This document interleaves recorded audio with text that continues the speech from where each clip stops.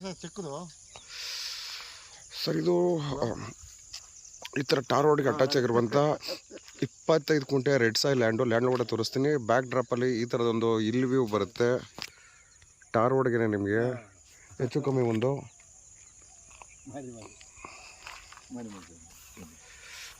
250ರಿಂದ 260 frontage ಬರುತ್ತೆ.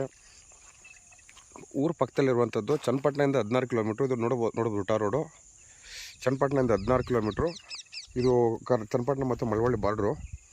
ಇದು Malavalli registration ಬರುತ್ತೆ. ಇಲ್ಲಿ ಪಕ್ಕದಲ್ಲೇ ಊರು ಒಂದು 300 ಮೀಟ್ರ್ನಲ್ಲಿ. ಇದು ಕೆಂಪು ಮಣ್ಣು ನೋಡ್ಬೋದು.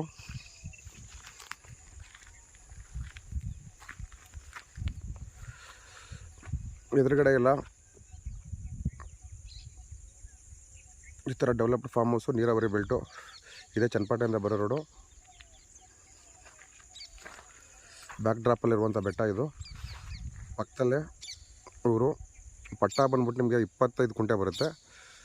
ಇದರಲ್ಲಿ 3 ಕುಂಟೆ ಖರಾಬ್ ಬರುತ್ತೆ.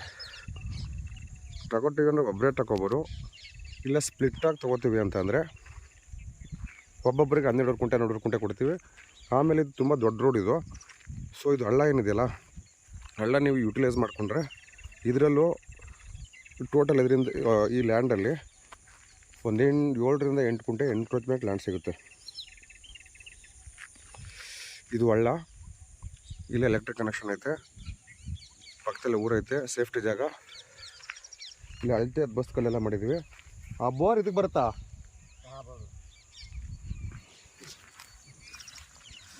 ಇದು ಅಳತೆ ಬಸ್ಸಲ್ಲಿ ಆಗಿದೆ.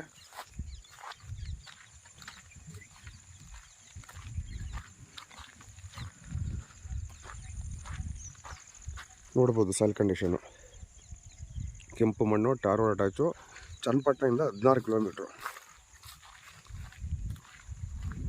ಸೊ ಪೇಪರಲ್ಲಿ 3 ಕುಂಟೆ ಖರಾಬಿದೆ. ಅದು ಸ್ವಲ್ಪ ಹಳ್ಳದ ಎನ್ಕ್ರೋಚ್ಮೆಂಟ್ ಆದರೆ ನಿಮ್ಗೆ ಹೇಳಿದ್ರೆ 6ರಿಂದ 8 ಕುಂಟೆ ಅಷ್ಟು ಜಾಗ ಸಿಗುತ್ತೆ. ಒಬ್ಬರಿಗೆ 20 ಕುಂಟೆ ತಗೊಳಕ್ಕಾಗಲಿಲ್ಲ ಅಂದರೆ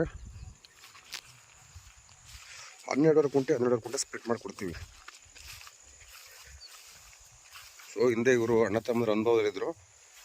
ಈ ಬ್ಯಾಕ್ ಸೈಡ್ ಏನು ಬರುತ್ತೆ ಆಫೀಸ್ ಇಲ್ಲ. ಇಲ್ಲಿ ನೋಡಿ, ಇದಕ್ಕೆ ಲ್ಯಾಂಡ್ಗೆ ಅಳತೆ ಕಲ್ಲಾಗಿದೆ, ಅಳತೆ ಬಸ್ತು.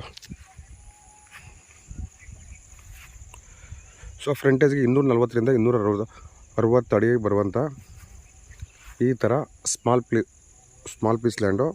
ಚನ್ನಪಟ್ಟಣದಿಂದ 16 ಕಿಲೋಮೀಟ್ರು, ಟಾರ್ ರೋಡ್ ಅಟ್ಯಾಚು. ಒಳ್ಳೆ ಪ್ರೈಸು. ರಿಜಿಸ್ಟ್ರೇಷನ್ಗೆ ಹೋದರೆ ನಾನೇನು ಪಬ್ಲಿಷ್ ಮಾಡಿರ್ತೀನಿ ಆ ಪ್ರೈಸ್ಗಿಂತ ಕಮ್ಮಿ ಆಗುತ್ತೆ. 3 ಕುಂಟೆ ಖರಾಬ್ ಸಿಗುತ್ತೆ.